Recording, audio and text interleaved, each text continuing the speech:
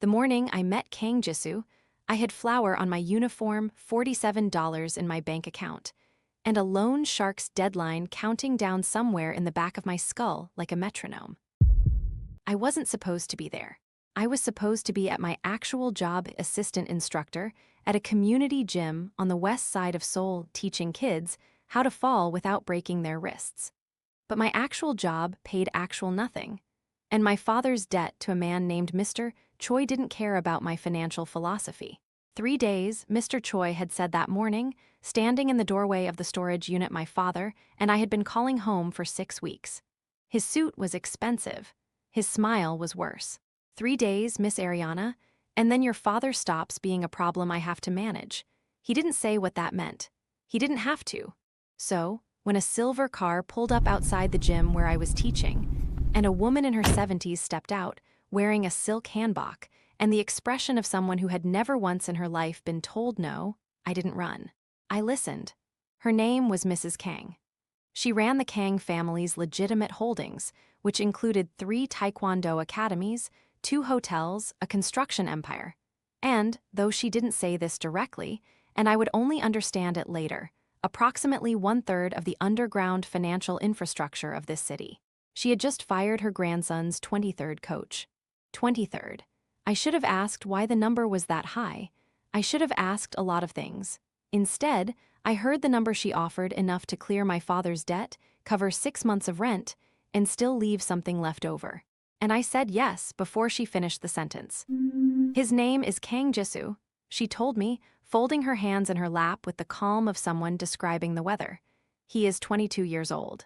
He is talented beyond what anyone in this country deserves.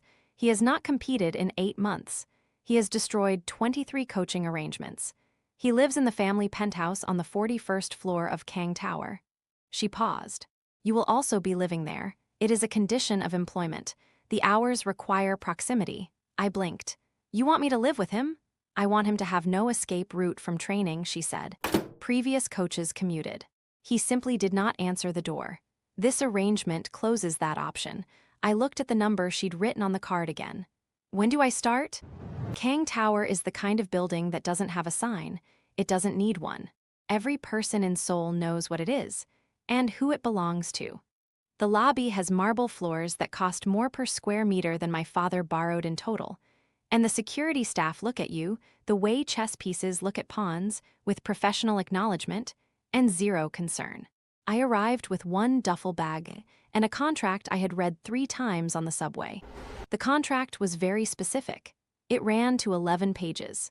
Mrs. Kang's lawyers had covered everything. Training schedules, performance benchmarks, behavioral protocols, liability clauses, confidentiality agreements. And one clause I read twice, then a 3rd time, before setting the paper down on my knee and staring out the subway window. Article 12.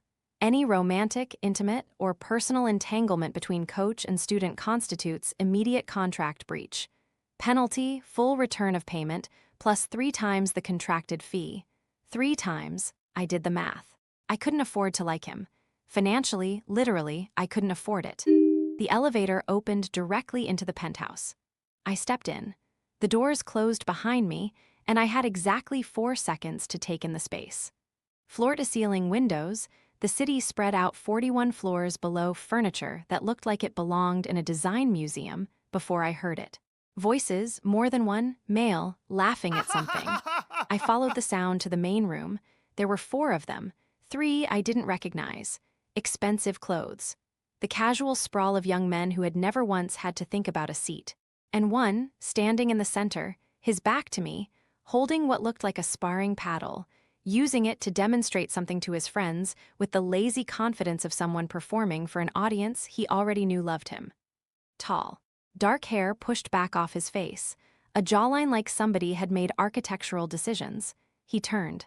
Kang Jisoo looked at me the way you look at something that appears in a place where it shouldn't, not alarmed, just evaluating, taking inventory. His eyes moved from my face to my bag to my shoes, worn at the heel, and I knew it, then back up again. You're the new one, not a question. Ariana, I said, your new coach. He smiled. It was a good smile. The kind that knows it's good. How old are you? old enough to have read your file. That got a reaction, not much, just the slightest shift in his eyes, a recalculation happening somewhere behind them. 23 coaches, I said. That's the number your grandmother gave me. I looked up the ones I could find. Average tenure, 9 days. Fastest exit, 18 hours. I set my bag down on the floor. I want to know what happened to number 7.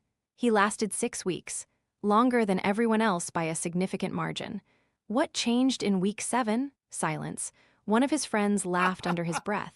Kang Jisoo tilted his head. You did your research.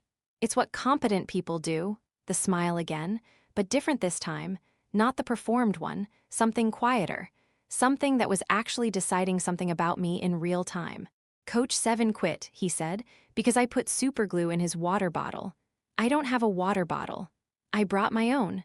I held it up. He looked at it, a long pause, then he turned back to his friends. Give us the room.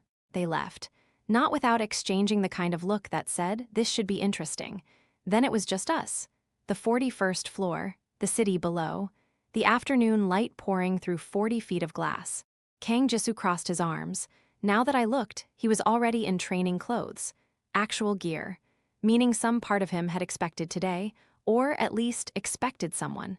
You know who my family is, he said. Not a question again. He had a habit of turning questions into statements. It was a power move. I recognized it because I'd read about it in 3 separate profiles of his grandfather. I know enough, I said. Then you know that when I decide something's over, it's over. And I've decided. The contract runs 14 weeks, I said. You can read it if you'd like. Your grandmother's signature is on page 11. Legally binding. Witnessed. I pulled my copy from my bag and held it toward him. I've highlighted the sections that are most relevant to you. He didn't take it. Nobody tells me what to do in my own house. With respect, I said, and I kept my voice completely flat because flat is more dangerous than loud. This is your grandmother's house. Your name is not on the deed. I checked that too. The room became very quiet. Kang Jisoo looked at me for a long moment. I held his gaze. I'd already been looked at by a man who threatened to put my father in the ground. A 22-year-old with good cheekbones wasn't a difficulty I couldn't manage. Finally, he uncrossed his arms. He picked up the sparring paddle from where he'd left it on the couch. You said you read my file. I did. Then you know I competed nationally at 17. Gold. 18. Gold. 19. Silver, I said. And then nothing. 8 months of nothing. That's actually the more interesting part of your file. Something crossed his face. Fast, gone before I could fully read it. Training starts tomorrow, I said. 6 a.m., the gym on the 2nd floor. I've already spoken to Mrs. Kang about the equipment I'll need. 6, he stopped himself. 6 in the morning. You heard me correctly. I don't wake up before 9. I know. That's why we're starting at 6. I picked my bag back up. Which room is mine? Another long pause. His jaw shifted.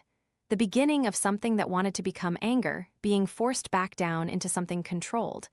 I watched him do it and made a mental note. He had more discipline than his record suggested. The 23 coaches hadn't broken him. They'd bored him. Different problem. Different solution. Down the hall, he said finally. Last door on the left. I nodded. I started walking. Hey, I stopped. I didn't turn around. What makes you think you'll last longer than 9 days? I thought about my father's face that morning. I thought about Mr. Choi's smile. I thought about $47 and a countdown. Because I can't afford to quit, I said. And I walked down the hall to my room, closed the door quietly behind me, sat on the edge of the bed, and let my hands shake for exactly 30 seconds. Then I opened my coaching notes and started planning what I was going to do to him at 6 a.m. The first morning, he wasn't there. I stood in the 2nd floor gym at 5:58 a.m. with 2 water bottles, a training plan, and the very specific patience of someone who had been expecting this exact situation. At 6:07, I walked back upstairs, knocked on his door. Nothing, I knocked again. I know you're awake, I said through the door. I can hear you breathing. Silence. Then go away. Article 9 of the contract, I said. Student shall not refuse, delay, or interfere with the training schedule as set by the coach. Violation is subject to disciplinary action at the coach's discretion. I'll fire you. You don't have that authority. Page 3. Paragraph 2. Only Mrs. Kang can terminate this contract, and only for documented coach misconduct. Sleeping through training is student misconduct, which I will document, in detail. A very long pause. You're insane. I'm punctual, I said. There's a difference. You have 4 minutes. He came out in 3, hair a mess, training jacket only half-zipped, an expression like a thunderstorm that hadn't decided yet what it wanted to destroy. He looked at me, already dressed, already prepared, completely ready, and something shifted in his face. Just slightly, the recalculation again. 4 minutes, I said. I'm impressed. Don't be. We went downstairs. I'd trained athletes before. Competition level, serious ones. I knew the difference between someone who was out of shape and someone deliberately performing badly. Kang Jisoo was performing badly. The technique was still there, buried underneath. I could see the ghost of it in the way his weight shifted before a kick, the way his guard hand moved a half second before his brain told it to. Years of real training don't disappear. They just get buried. He was burying it, on purpose. After 40 minutes of watching him throw sloppy forms and pretend to miss drills he could have completed in his sleep, I didn't say anything. I just wrote in my notebook, circled things. What are you writing? Observations. About what? I looked up. About the fact that you're sandbagging. He blinked. I'm what? Underperforming intentionally. You're trying to convince me there's nothing to work with here, so I'll give up and leave. I closed the notebook. It won't work. I'm not. Round kick, right side, full extension. Now, he stared at me. Now, Jisoo. Something happened in his expression when I said his name without the honorific. Not anger, more like surprise. Like it had been a while since anyone had spoken to him like he was a person instead of a position. He kicked. Perfect. Textbook. Clean extension. Perfect pivot. The kind of kick that ends matches. Neither of us spoke. I made a note. Same time tomorrow, I said. Then I picked up my bag and walked out. The superglue incident happened on day 3. I will say this about Kang Jisoo. He was creative. When I sat down to watch footage of his previous competitions on the training room laptop, footage I needed for analysis, I discovered every clip had been edited to play in reverse. Backward. Every single one. Hours of work, serving absolutely no purpose except wasting my time. I sat there, watching him win a gold medal in reverse in complete silence. Then I took out my notebook. I wrote petty, technical, committed to the bit. Then beside it, good, because here's the thing about bad behavior. It requires investment. The 23 coaches before me had quit because they interpreted the sabotage as hatred, but I'd read the file carefully. 3 times. And what I saw wasn't a boy who hated coaches. It was a boy terrified of competing again. Whatever had happened 8 months ago, whatever had made the silver medal the last thing he'd done in public, he'd buried it. And everyone who tried digging it back up, he got rid of. I wasn't going to dig. Not yet. On day 3, after the superglue, after spending 20 minutes dissolving my water bottle cap with acetone I'd brought specifically because I'd considered this possibility, I walked into the gym and placed a new drill on the mat. No words, no confrontation, just the drill. He stood there, looked at it, looked at me, then he did the drill. It was day 5 when his friends showed up. 3 of them, the same 3 from the first day, sprawled across the viewing area like they were part of the furniture, commentating. That coach won't last the week. $20 she cries before Friday. I give her until tonight. I heard them. I was supposed to hear them. That was the point. I kept coaching, kept my voice even, kept my eyes on Jisoo's footwork, which was improving, whether he admitted it or not. Then one of them, the one closest to the mat, wearing a jacket that cost more than 3 months of my old salary, called out, "Hey, coach, you're not bad looking for someone who works for minimum wage." Jisoo's footwork stuttered. I held up one hand. He stopped. I turned, walked to the edge of the mat, stopped about 6 feet from the boy in the expensive jacket, looked at him just long enough to make him uncomfortable, not long enough to be threatening. "What's your name?" I asked. He smiled, surprised. Karen, I said. "I know. You're the one who uploaded the video of Coach 12's exit. The one where he tripped over the edge of the mat. You filmed it from that corner." I pointed toward the upper left of the room without even looking. 214,000 views. The smile disappeared. "You're welcome to stay," I said. But the next time you speak while I'm coaching, I'll document it as interference under Article 14 of the training agreement, which your family co-signed as a condition of using this facility. I paused. I read the addendums too. Then I turned, walked back to the mat, and looked at Jisoo. He was watching me with an expression I hadn't seen before. Problem? I asked. No, quietly, something different in his voice. Then again from the top. He went again from the top. His friends stayed quiet for the rest of the session. When they finally left, one of them, the quietest one, the only one who hadn't spoken at all, looked back at me from the doorway.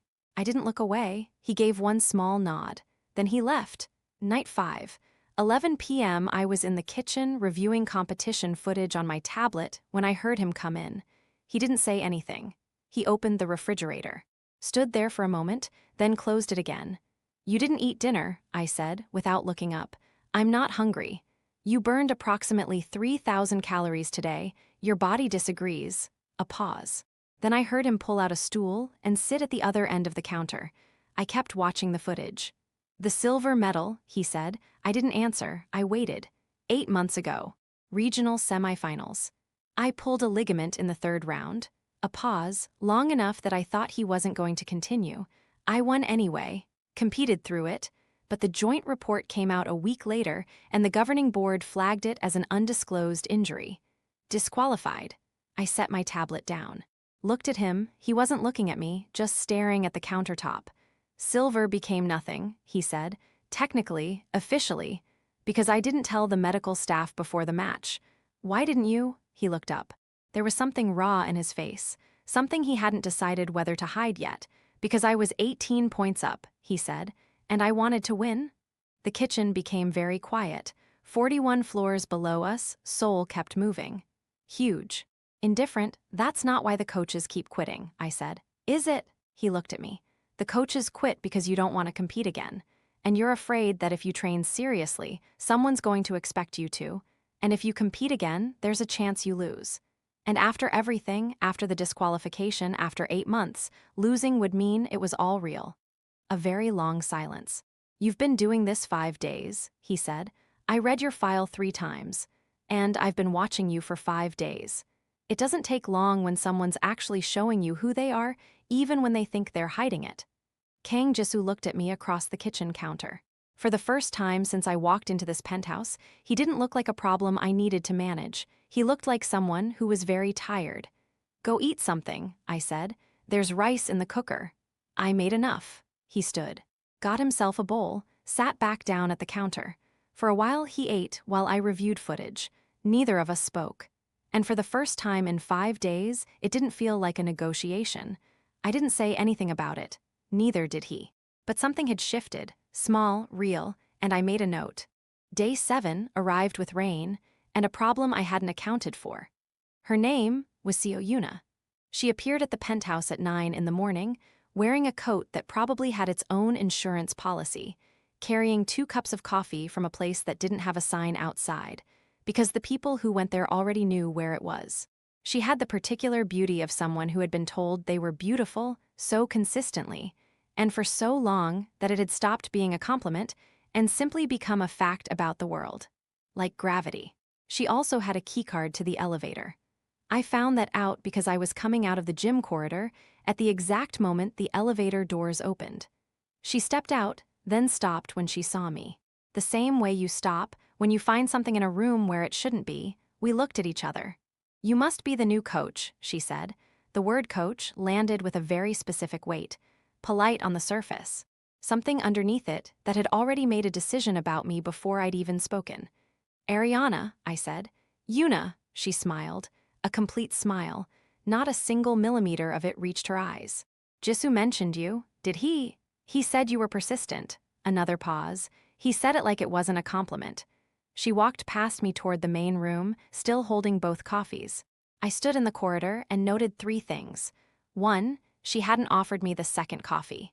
2, the way she moved through this space wasn't the movement of a visitor. It was the movement of someone who knew every room and had opinions about the furniture. 3, Kang Jisoo had never mentioned her. Not once. 7 days, living 40 feet apart, eating in the same kitchen, training together every morning. and not once had he said her name. I went back to my room, opened my notebook, and added a fourth note. Complication. Social, monitor. She stayed for lunch. I could hear them through the wall, his voice lower than usual.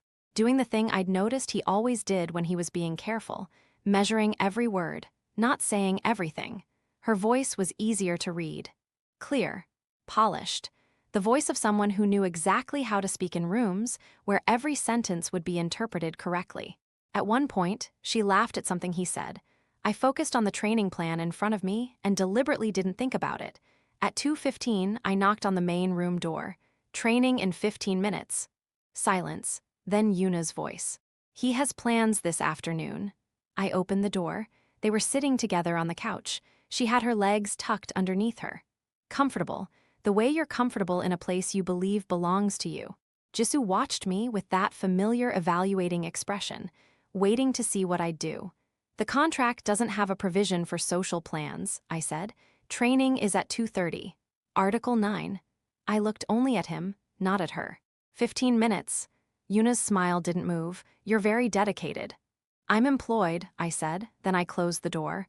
He came, 3 minutes late, a statement, but he came. He was distracted. I could see it almost immediately. His focus kept fragmenting. His kicks were technically present, emotionally absent, the most dangerous combination in a combat athlete, because the body remembers half effort. Stop, I said. He stopped. Where are you right now? What? Your mind. Where is it? He looked at me. What kind of coaching question is that? The kind that matters more than footwork. I set down my notebook. A match isn't just physical. You know that. You medaled 3 times before you turned 19.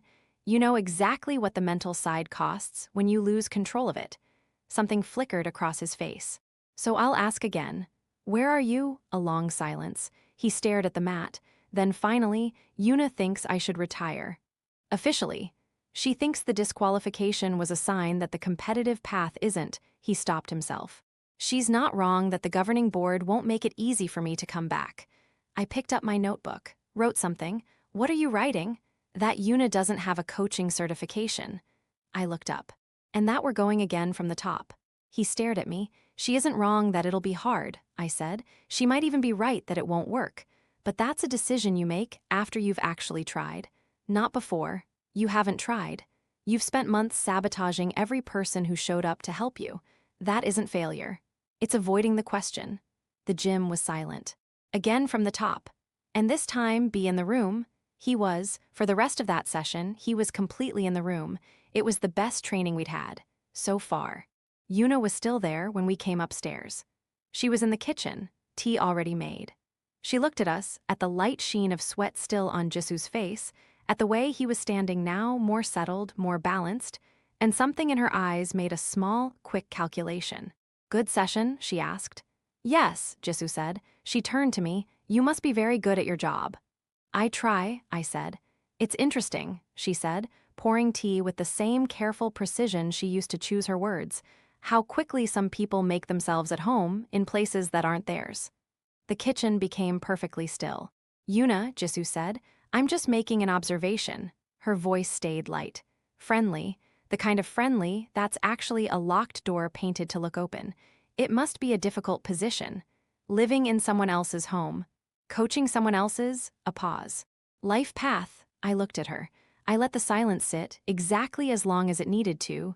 You're right, I said. It requires a great deal of professionalism. I picked up my water bottle. Fortunately, that's something I have in writing. Then I walked to my room, closed the door, stood in the middle of the floor for a moment. Then I sat down, opened my notebook, and wrote, She's not going to make this easy. That's fine. Nothing about this has been easy. Underneath it, because I refuse to lie to myself, even when I wish I could, I wrote, he looked different after today's session. Better, more like the file, more like who he actually is. I closed the notebook and didn't let myself think about that observation any further. Day 9, the incident in the corridor. I was coming back from an early morning supply run. Resistance bands, 2 new training pads, athletic tape. Then I heard voices near the elevator. I turned the corner and stopped. Jisoo's friends, 3 of them. Karen standing in the center, the one I'd shut down on day 5. They were looking at a phone, Laughing, I would have kept walking. I intended to. Then Karen looked up, saw me. And the satisfaction in his face, the expression of someone who'd been waiting for an audience, made me slow down. He turned the phone toward me. It was a photograph of me, walking out of the storage facility where my father and I had been living before I moved into Kang Tower. Carrying groceries, wearing my old gym clothes, the ones with the frayed left cuff. I knew that photograph. I knew that morning. The morning Mr. Choi came. 3 days before Mrs. Kang found me. "Nice neighborhood," Karen said, smiling the way people smile when they want you to know the smile itself is the weapon. "Storage district on the south end. Expensive area." He kept talking about the storage unit, about my father, about things he should never have known, which meant someone had looked, deliberately. This wasn't casual. He spoke with the confidence of someone who had never once been taught that cruelty has consequences. I stood there. I let him finish. The rational part of my brain, the part that had read 11 pages of contract, the part that planned for superglue, reversed videos, and entitled rich boys, was already doing the math. What I could say, what it would cost, how it might affect training, the contract, the 14 weeks. The other part of my mind was much quieter, much more dangerous, but my face stayed perfectly still. "Are you done?" I asked. His smile widened. "I'm just saying, for a girl living out of a storage unit, I'm done listening." I walked past them, didn't look back, went straight to the gym, closed the door, set my supplies carefully onto the equipment bench. Then stood there, both hands braced against the edge. My knuckles were white, I noticed, forced myself to let go, stood up straight. 13 days ago, I had $47, a deadline, a father who couldn't sleep without worrying. I came into this building with one duffel bag and a contract I'd read 3 times on the subway. I'd survived 9 days against someone 23 coaches before me couldn't last a week with. I wasn't about to let a boy in an expensive jacket reduce all of that to a joke. I opened my notebook. I wrote down every single word Karen had said. Exactly, word for word, including everything about my father. I added the date, the time, the witnesses present. Then beneath it I wrote Article 14, interference with coaching environment. Documented. And because it was 6 in the morning and training started in 30 minutes, I started laying out the mats. Jisoo came into the gym at exactly 6 o'clock. He looked at me, and whatever he saw in my face made him stop in the doorway. "What happened?" he asked. "Nothing that affects today's session." "Ariana." Something about the way he said my name, not demanding, not performing, just honest, made me pause. "Your friends are in the corridor," I said. Karen specifically. He had information about my previous living situation, things he would have had to look up deliberately. Silence. "I didn't tell him to do that," Jisoo said. "I know. I didn't know I know." I said it again. "That's actually not what I want to talk about." I looked at him. "I want to talk about why it bothered me more than I expected." He waited. "Because 9 days ago, I would have said it didn't matter what anyone in this building thought of me. That this was just a transaction. 14 weeks, get paid, leave." I looked down at my notebook. "But I've been watching you get better every day, even when you're trying not to. And I think," I stopped, then admitted it, "I think you might actually be worth coaching. The real version, not the one that puts superglue in water bottles." I looked back at him. And it's harder to let something go when it's about something that matters. He was quiet for a long time, then, "I'll handle Karen." "You don't have to," I said, "I'll handle it." The gym became very still. "Okay," I said. "Okay." He stepped onto the mat. "What are we doing today?" "Combination sequences. You've been avoiding them." "I haven't been avoiding them. You haven't completed a single combination in 9 sessions." Silence. "I haven't been avoiding them." This time, he sounded much less certain. "Jisoo," he looked at me, "the disqualification happened during a combination sequence. 3rd round, right side, the ligament tore on the follow-through kick." I kept my voice calm. "You've drilled single techniques. Good ones, clean ones, but every single time you've stopped before the follow-through." The silence felt heavier now. "We're doing combinations today. Slowly, no pressure on the landing, just the sequence." A very long pause. "If it hurts, we stop. No reports, no documentation, no contract consequences. We simply stop." He looked at the mat. "Slowly," I repeated. He nodded. Once, small, real, we began. The first combination, he stopped before the follow-through. The second, he made it halfway. By the 8th repetition, he completed it. It wasn't beautiful. It wasn't his best kick. The landing was hesitant. And the look on his face when he realized the pain hadn't come was something I'll never forget. I didn't write anything, didn't praise him, didn't analyze it. I only said one word. Again, he went again. It was day 11 when everything started falling apart. I should have seen it coming. The signs were there. Yuna spending more time in the penthouse, watching training sessions from the upstairs balcony, half-heard conversations through walls that I never meant to overhear. I should have noticed, but I was focused on the combinations, on his follow-through getting cleaner every day, on what was happening inside the gym. I made the mistake of believing the gym existed separately from everything outside it. It didn't. Day 11. Midday. I was standing in the corridor, reviewing morning footage on my tablet when I heard Yuna's voice from the main room. Clear, deliberate, the way people speak when they want to be overheard. You can't actually be serious about competing again, Jisoo. After everything. The governing board will never. She doesn't know what she's doing. She's a community gym instructor. She coached kids. This isn't. The only reason your grandmother hired her is because nobody serious would take this contract. Think about that. I stood completely still. Tablet in my hands, 11 days of notes open on the screen, combination sequences, session records. The night he'd admitted I wanted to win, I heard every word. Then I heard his voice. Lower, harder to make out. That's enough. Silence. Then Yuna again, softer now, changing tactics. I'm just trying to protect you. She's going to build you up and then the board is going to tear you down again. You'll end up right back here, only worse. I've seen this happen. I care about you. That's why I said that's enough. Silence. I turned around, walked back to my room, placed the tablet carefully on my desk, sat down on the edge of my bed and stared at the wall. 13 days ago, I had $47, a father drowning in debt, 14 weeks on a contract, 11 of them still ahead. And somewhere between the rice cooker on night 5, the 8th combination repetition, and the expression on his face when the pain didn't come, I'd made a mistake. I'd started caring whether this worked. Not just because of the money, because of him. I looked at my duffel bag. For one long moment, I seriously thought about packing it. I didn't pack it. I'm telling you that now because I want you to understand what happened next. I didn't stay because I was brave. I stayed because I sat on that bed and forced myself to do the math. The debt. The 14 weeks. The work we'd built together every morning. And then I realized something. Yuna wasn't wrong about the governing board. She might not even have been wrong about the odds. But she was wrong about him.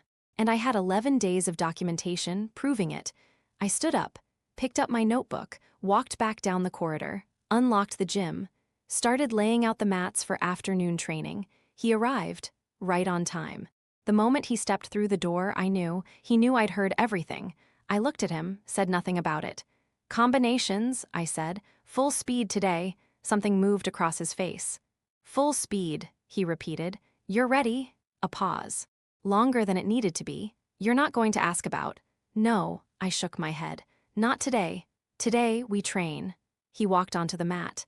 Before we go any further, because this is the part where everything is about to break open, I need you to do something.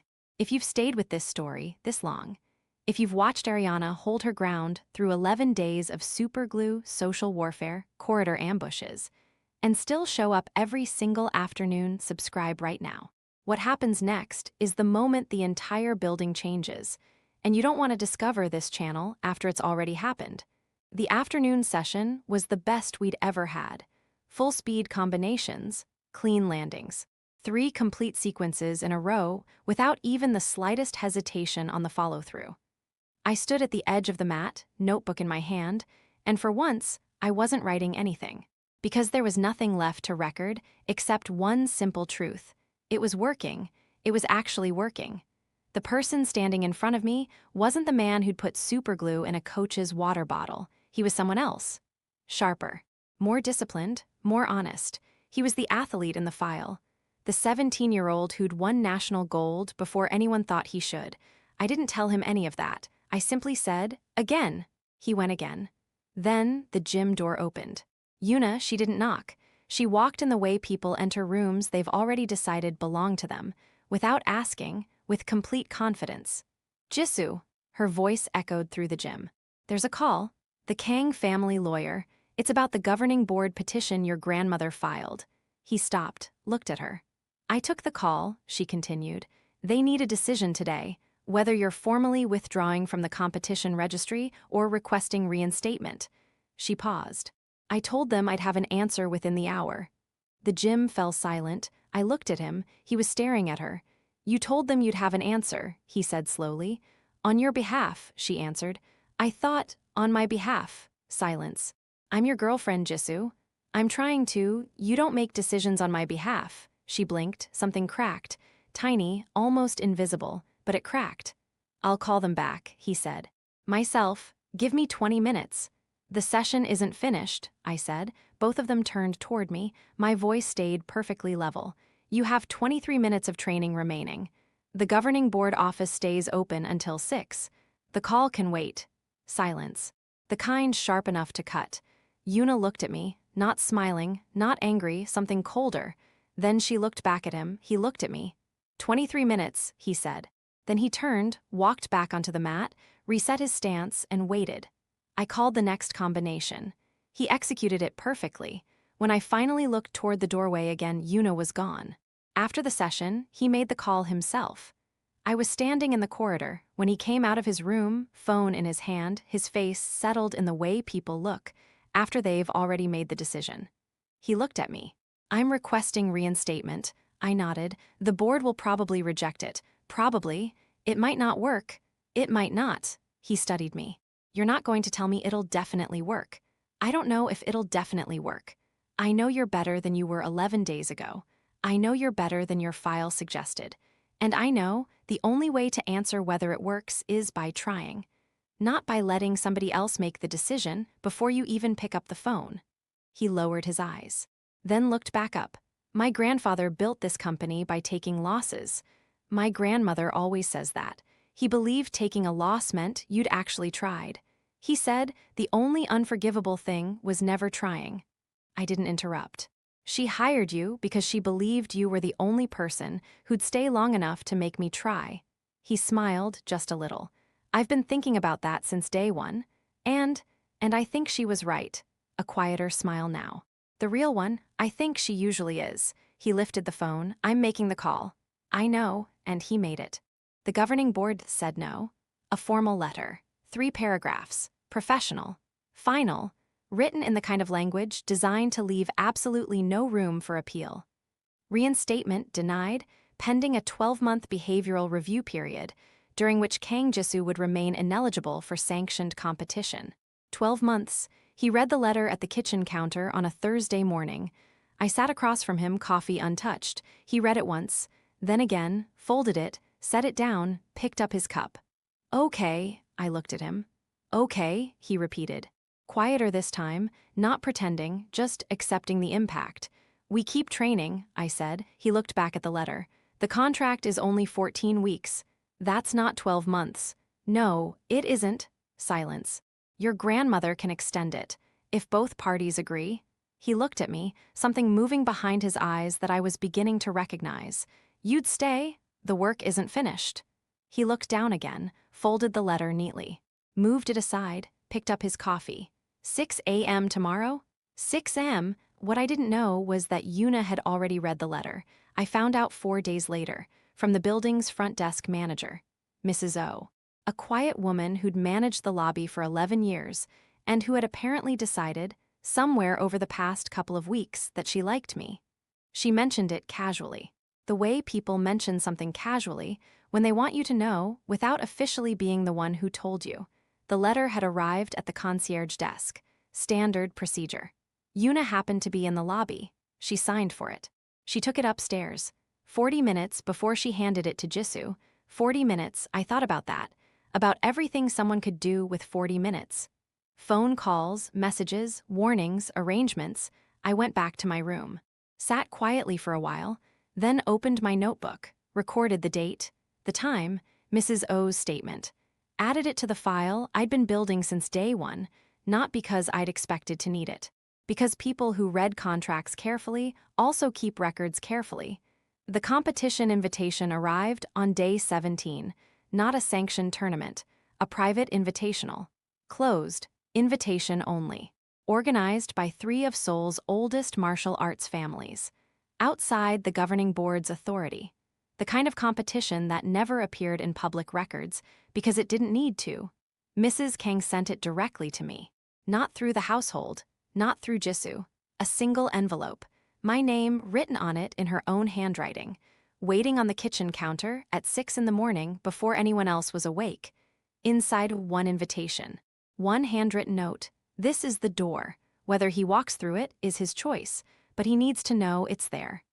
I held the note for a long time, then slipped it carefully inside my notebook and went downstairs to prepare the gym. I didn't tell him that day or the next. I watched him train for 2 more mornings. I needed to be certain. Not about the invitation. About him. About the difference between where the file said he was and where he actually stood now. Day 18. Full-speed work against the training dummy. The combination sequences were clean. The confidence on the landing had returned, not forced, not performed, actually rebuilt, piece by piece. Day 19, I brought in a training partner, one of the junior instructors from the academy upstairs. Park, 20 years old, serious, didn't know Jisoo personally, which meant he treated him like an opponent, not a famous name. Jisoo won the first exchange in 40 seconds. Lost the second, deliberately.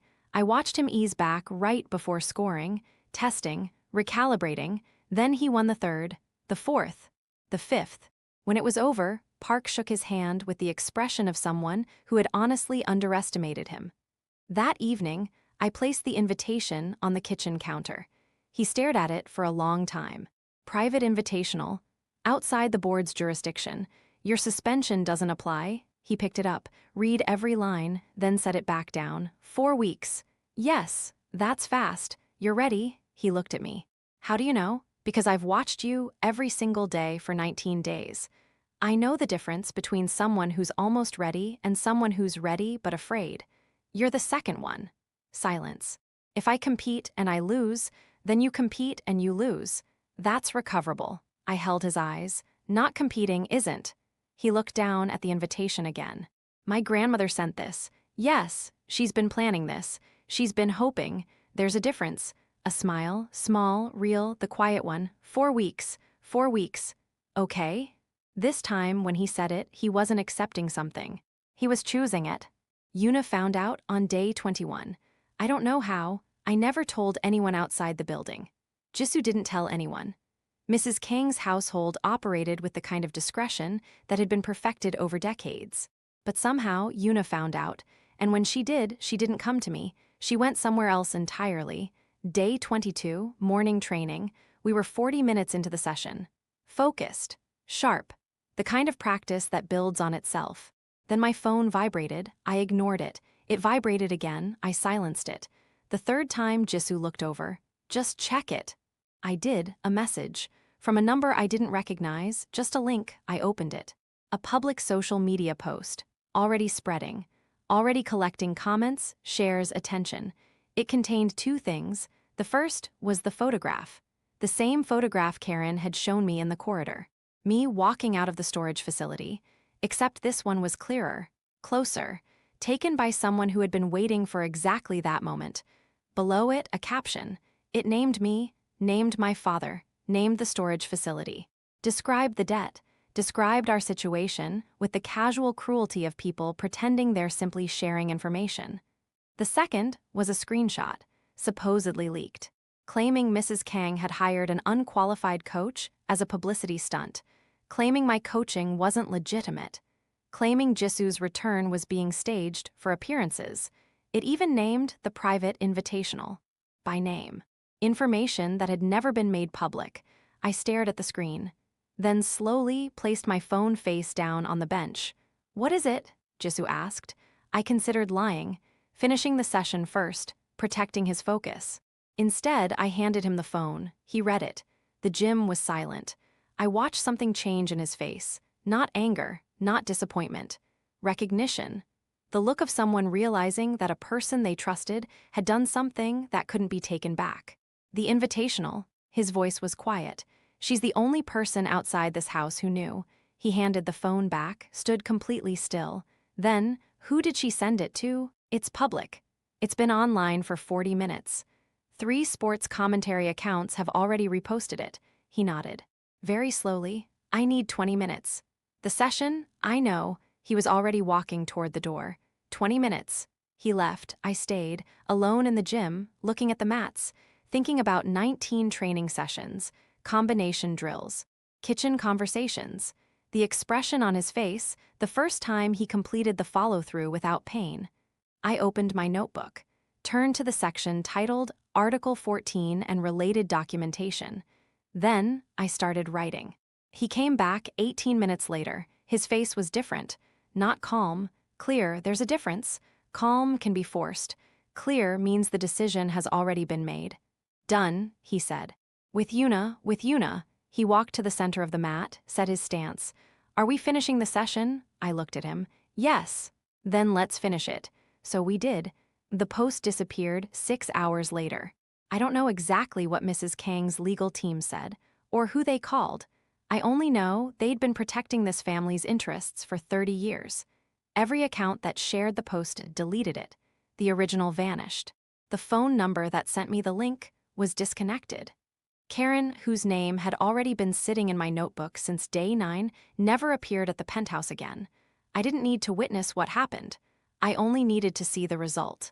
The work remained intact. The invitation remained on Jisoo's desk. The 4 weeks were still ahead of us. That evening, I walked past the kitchen. He was sitting at the counter. 1 bowl of rice, 2 pairs of chopsticks. He never looked at me. He didn't need to. I sat down. We ate together. Neither of us mentioned the day. Neither of us had to. The next 3 weeks were the best coaching I'd ever done. I want to say that plainly, because I think it matters.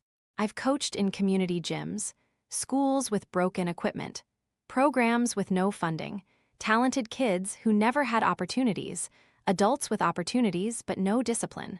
I've worked under flickering lights, on damaged floors, in places where nobody expected greatness.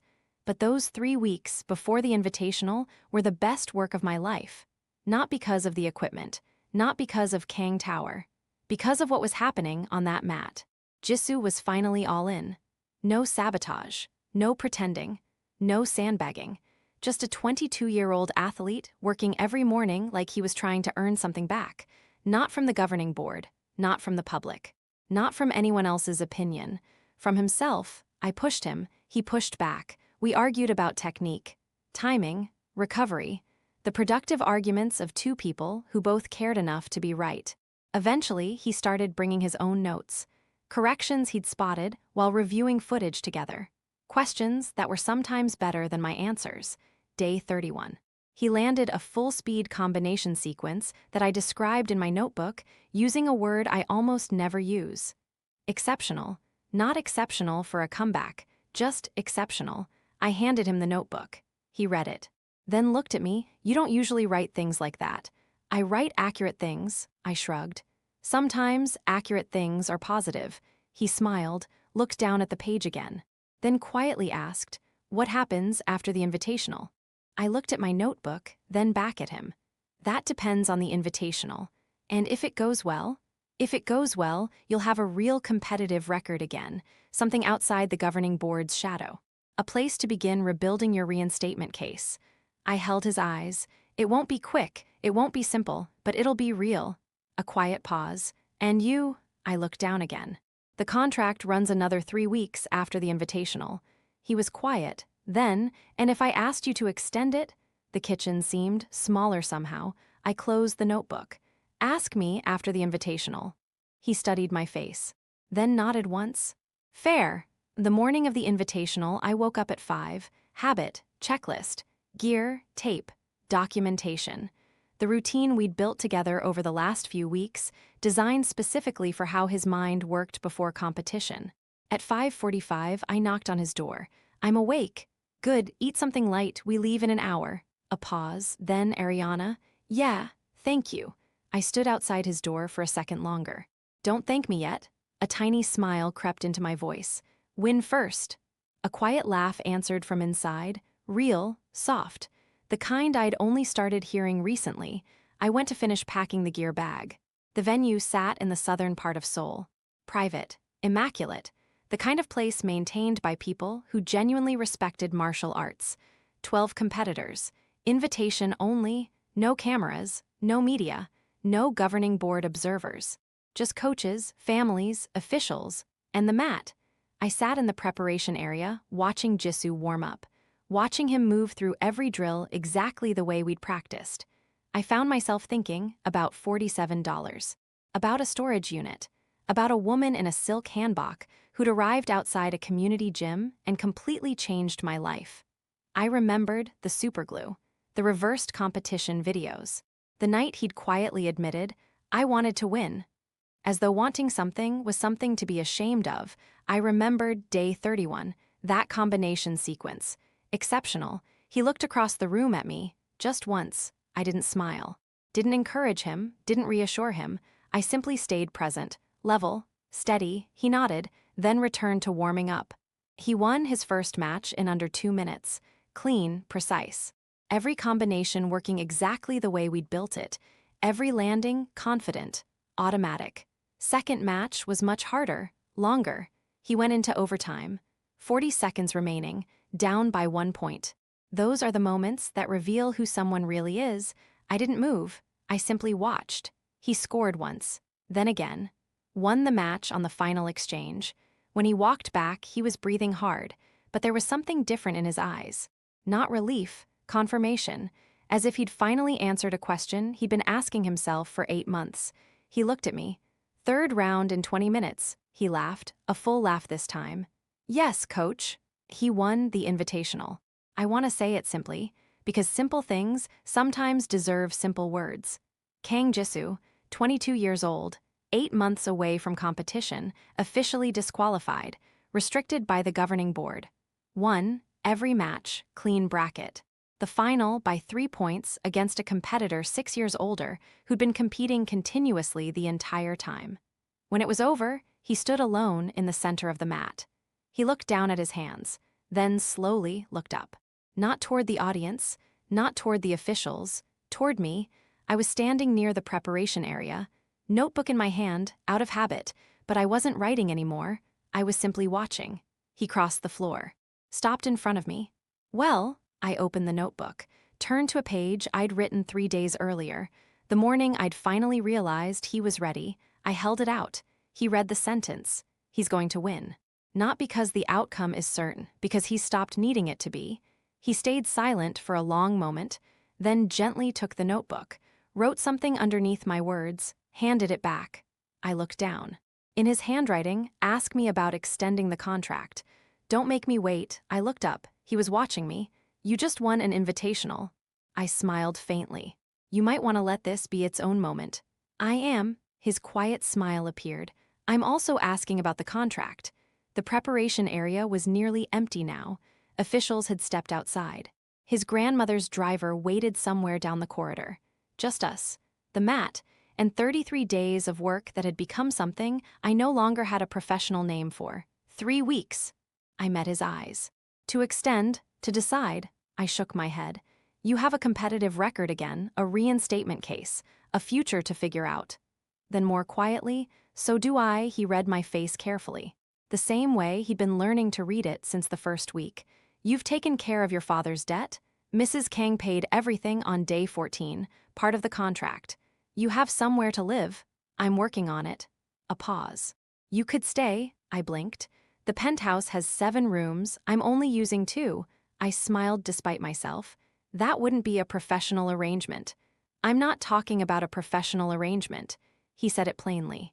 No performance, no games, no hiding behind charm, just honesty. The room became very quiet.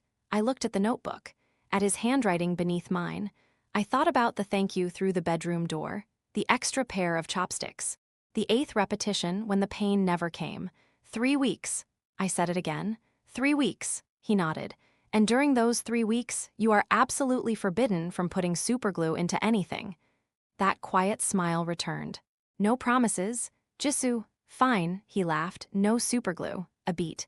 The reversed competition videos I can't fully commit on. Kang Jisoo. Okay, I'll be completely normal. Completely cooperative. I raised an eyebrow. You've never been normal a single day in your life, he laughed. That's true. Then he held out his hand. 3 weeks. I looked at it, then shook it. His hand was warm. He held mine just a little longer than a handshake normally lasts. I noticed, filed it away, decided this wasn't the moment to say anything. He just won something real. Some moments deserve to simply exist. I let go. Go thank your grandmother. I nodded toward the corridor. She's been waiting outside for 40 minutes. He blinked. How do you know that? Mrs. O texted me. I shrugged. We have an arrangement. He stared at me. You have an arrangement with the front desk manager? I have arrangements with several people. I smiled. I read the addendums. He shook his head, looking at me with that same quiet expression. Not performance, not calculation. Just someone seeing another person clearly. Ariana. Go, he went. 3 weeks later, Mrs. Kang's office. 42nd floor. The room looked exactly the way you'd expect. Elegant. Precise. The office of a woman who had spent 40 years building an empire and had long since made peace with every responsibility that came with it. She sat behind her desk. I sat across from her. The invitational, she folded her hands. Yes. The reinstatement petition? Filed, I nodded.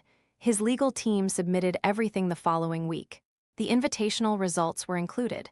They believe the governing board will reconsider. She nodded once, then looked at me the same way she'd looked at me outside that community gym on the very first day. Complete assessment. Only this time, it felt different. He asked about extending your contract. He mentioned it. And I lowered my eyes to the notebook resting in my lap, the very first page. Something I'd written on the subway ride to Kang Tower before I'd even met him. A reminder, a rule, a promise to myself. It read, this is a transaction. 14 weeks. Get paid. Leave. I stared at those words for a long time, then quietly closed the notebook. I'd like to discuss the terms. Mrs. Kang didn't smile, not immediately, but something settled deep in her expression. The look of someone who had been waiting for exactly that answer. I'll have my lawyers prepare a new contract. I'll read it 3 times. I would expect nothing less. A brief silence. Then he'll be difficult. I know. He'll test every boundary you set. I know. He put superglue in Coach 7's water bottle. I smiled. I brought my own. For the first time since the day we met, Mrs. Kang smiled. Not the polite version, the real one. Brief, complete. The original smile I'd slowly realized Jisoo had inherited. Welcome to the family, Miss Ariana. I thought about $47, about the countdown, about the storage unit, about Mr. Choi's expensive suit, about believing my entire future could disappear in 3 days. I thought about 11 pages of contract, about 8 successful combination repetitions, about 2 bowls of rice and 2 pairs of chopsticks, about notebooks filled with observations. At first, I'd kept those records to protect myself. Then, somewhere between day 1 and day 33, I'd started keeping them because I didn't want to lose the story they were telling. Thank you. I stood, walked out of her office, took the elevator down to the gym level, pushed open the door. He was already there, warm, stretched, standing in the center of the mat, ready. He looked up. I checked my watch. You're 2 minutes early. He smiled. I've been working on my punctuality. Since when? A quiet laugh. Since day 1, a beat. I just wasn't ready to admit it. I set my bag down, picked up my notebook, opened to a fresh page. Combination sequences. I looked at him, full speed. Let's see where we are, he nodded. Yes, coach. And together we began.